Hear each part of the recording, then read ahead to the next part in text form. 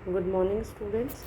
आज हम electronic spectra के सिलेक्शन ऑफ ग्राउंड स्टेट वाले पार्ट को देखेंगे। इससे पहले हमने देखा कि हम इलेक्ट्रॉनिक स्पेक्ट्रा को कैसे आइडेंटिफाई करते हैं और आइडेंटिफाई करने के बाद जो उसके ग्राउंड स्टेट से ट्रांजिशन स्टेट में जो ट्रांजिशंस होते हैं उनको जो आते हैं उनको हम इलेक्ट्रॉनिक स्पेक्ट्रा कहते हैं। लेकिन हमने प्रीवियस क्लासेस में ये देखा है कि जो हमारी लास्ट एनर्जी लेवल होता था उसे हम ग्राउंड स्टेट मान लेते थे और उसके बाद जितने भी एनर्जी लेवल्स होते थे जिनमें कि इलेक्ट्रॉन्स नहीं पाए जाते थे उन्हें हम अपर लेवल मान लेते थे। लेकिन माइक्रो स्टेट के आने के बाद ये मालूम पड़ा कि जब हमने इलेक्ट्रॉनिक स्पेक्ट्रा को रीड करना शुरू किया तो हमें ये मालूम पड़ा कि हमें जो ग्राउंड स्टेट होता है उसका सिलेक्शन करना पड़ता है। इसका मतलब ये हुआ कि बहुत सारे एनर्जी लेवल्स आते हैं, उन लेवल्स में से ग्राउंड स्टेट जो होगी वो एक ही होगी। उसके अलावा जितने लेवल्स होते हैं वो सब अपर लेवल्स होते हैं और उनमें ट्रांजिशन होने के बाद हमारा इलेक्ट्रॉनिक स्पेक्ट्रा आता है। तो आज हम इस पर बात करेंगे। इसमें सबसे पहले जो चीज़ है वो सिलेक्शन ऑफ ग्राउंड स्टेट, उसके कुछ रूल्स हैं। पहला जो रूल है वो है rule of maximum multiplicity. Maximum multiplicity का मतलब ये होता है कि जो एस होता है उससे हम मल्टीप्लिसिटी को दिखाते हैं। जो ये एस की जो वैल्यू होती है उससे हम मल्टीप्लिसिटी को दिखाते हैं। तो इसका जो रूल होता है फर्स्ट वो इसी से रिलेटेड है कि अधिकतम बहुकता यानी मल्टीप्लिसिटी वाला पद सर्वाधिक स्थायी होता है, अर्थात यह निम्नतम अवस्था को प्रदर्शित करता है। जो आपकी अवस्था होगी उसमें जिस भी पद पर मैक्सिमम वैल्यू ऑफ इसकी होगी, हमारी मल्टीप्लिसिटी की होगी, वही पद उसका कहलाएगा। वही पद उसका ग्राउंड स्टेट का कहलाएगा। मेरे कहने का तात्पर्य यह है कि जब आप माने कि आपका कॉन्फ़िगरेशन P2 है या कि P4 है, इन दोनों कॉन्फ़िगरेशन में जो स्टेट्स आती हैं, माइक्रो स्टेट्स आती हैं, बहुत सारी आती है। लेकिन आप यहाँ देखिए कि 3P वाला जो पद है इसमें सबसे मैक्सिमम मल्टीप्लिसिटी है, इसलिए हमने इसको ग्राउंड स्टेट बोला है।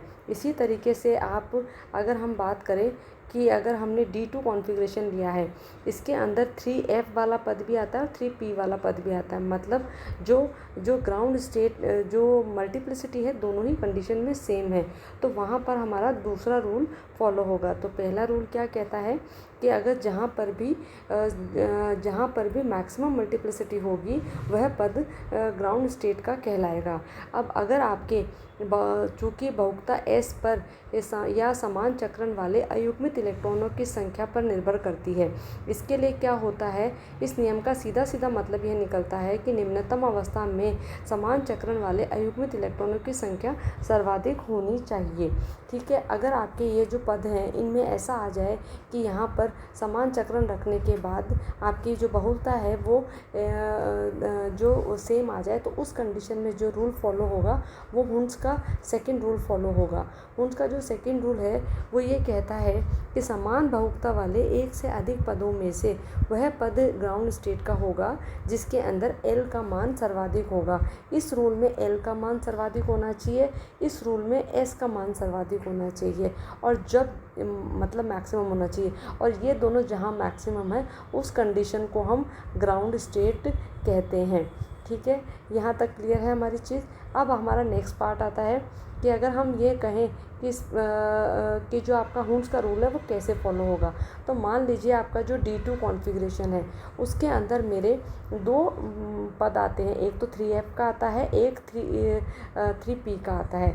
इस कंडीशन में जब मैंने कैलकुलेट किया तो L की वैल्यू यहाँ 3 आई, यहाँ L की वैल्यू 1 आई।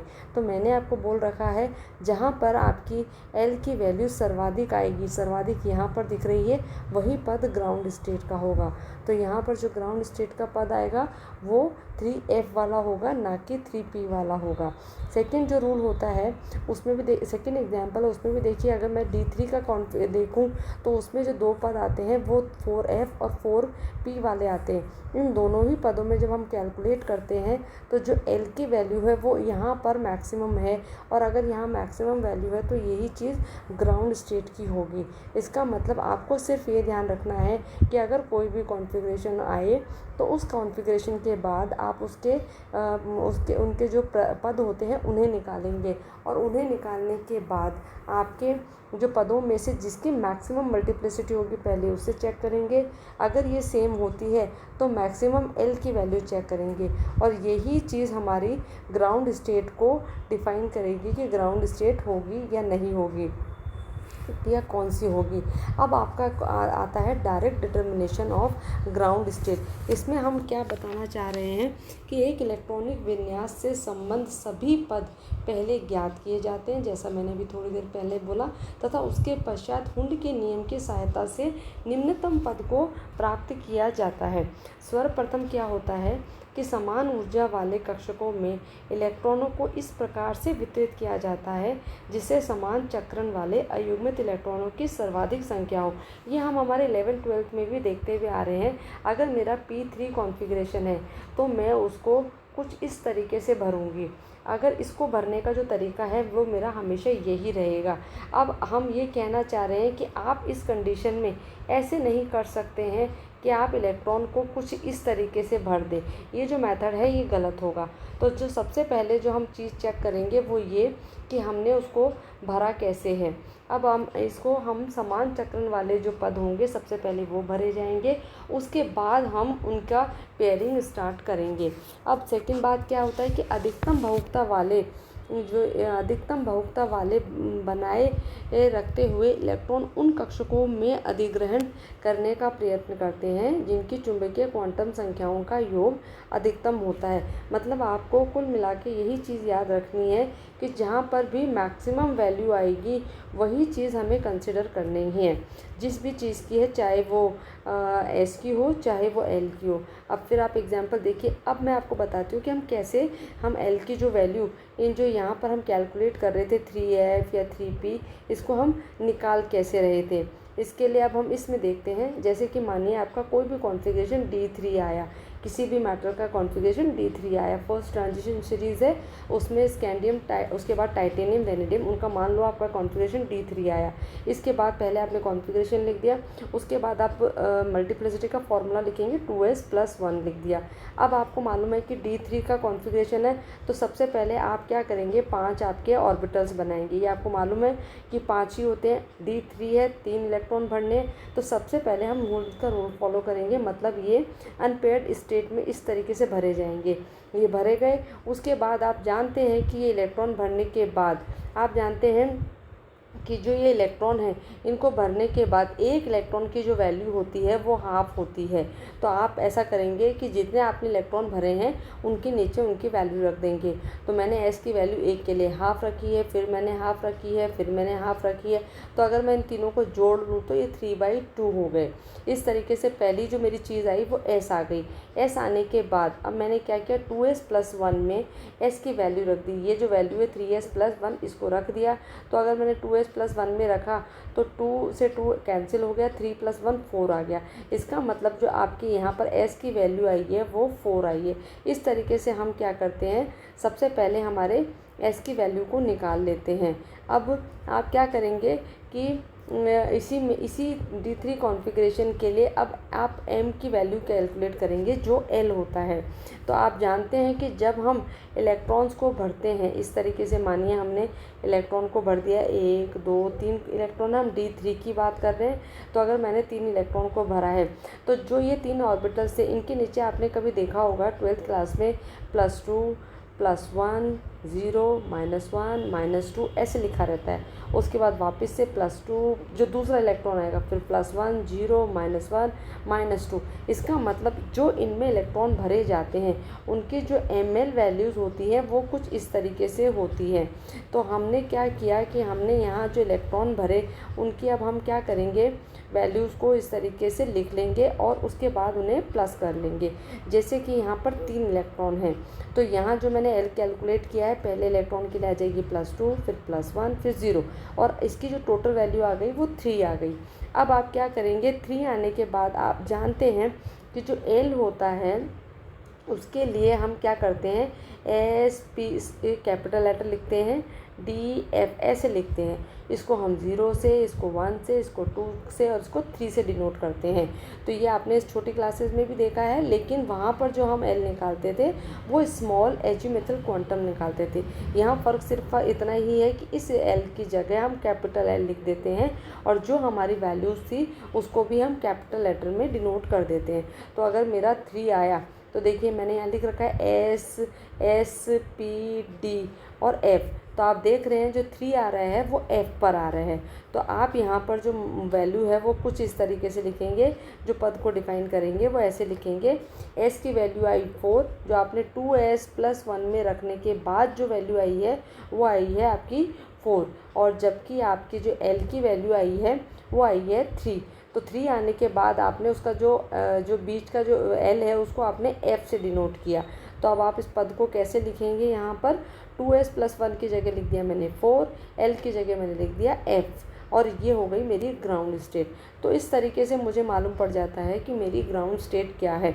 अच्छा, अब यहाँ क्या होता है कि मैंने ये एक ही टर्म निकाली है, लेकिन माइक्रो स्टेट्स की स्टडी करने में के बाद यहाँ पर जितनी भी टर्म्स होती हैं वो सारी आपको कैलकुलेट करनी पड़ती हैं।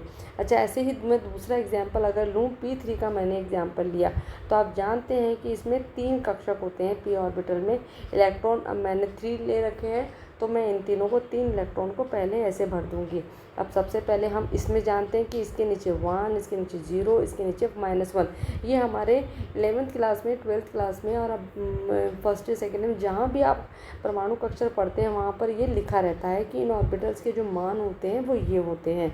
अब आप क्या करेंगे, जैसे जैसे आपने मान रखे उसी के बाद आप क्या करेंगे कि इन तीनों को प्लस कर लेंगे। आपने 3 इलेक्ट्रॉन रखे हैं, तो जो इसके मान आए वो क्या आए, +1 0 -1, इनको जोड़ेंगे तो कितना आएगा, 0 आएगा, और 0 आने के बाद जो L की वैल्यू आएगी वो S आएगी।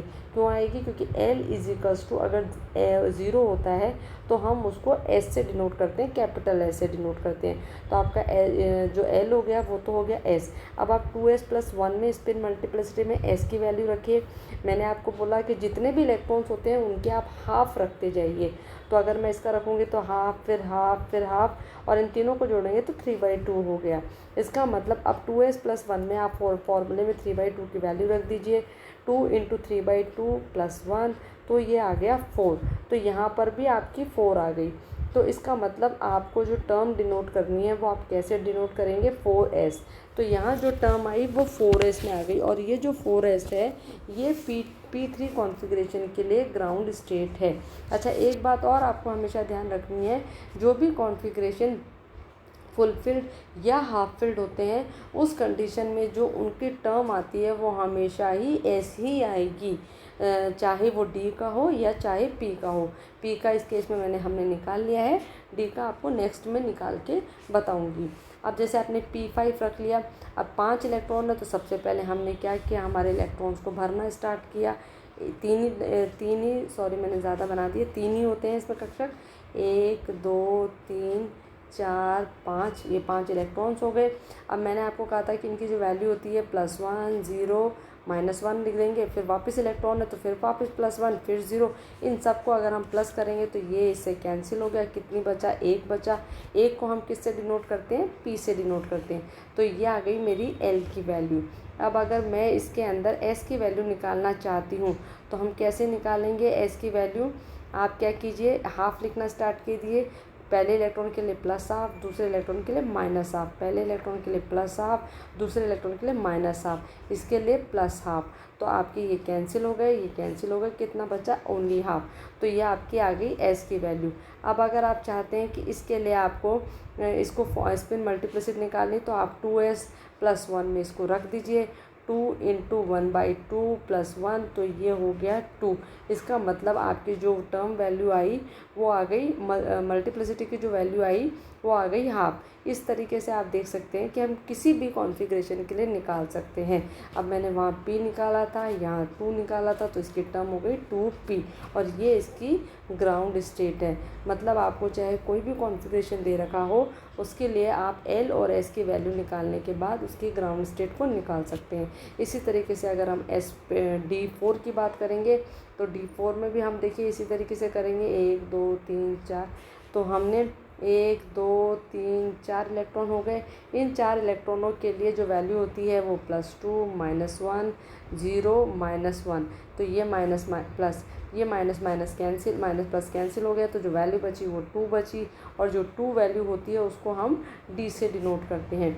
अब इसी तरीके से आप इसकी S की वैल्यू निकाल लीजिए। S की वैल्यू निकालने के लिए हम क्या करेंगे, इनके नीचे हाफ लिखते जाएंगे, हाफ हाफ हाफ हाफ, तो ये हो गए 4/2। 4/2 को हम कैंसिल करेंगे तो 2, मतलब इसकी जो मैक्सिमम S आएगी वो इसकी आ गई हाफ। तो अगर आप इस आ गई 2, अब आप इस 2 को 2s+1 में रखिए, 2 × 2 + 1, तो ये हो गया आपका 5। तो इसका मतलब इसकी जो वैल्यू आएगी वो 5 आएगी। और आप देखिए मैंने इसके अंदर जो वैल्यू रख रखी है वो हाफ 5D रखी हुई है। तो इस तरीके से हम किसी भी कॉन्फ़िगरेशन की वैल्यू को निकाल सकते हैं। Thank you very much.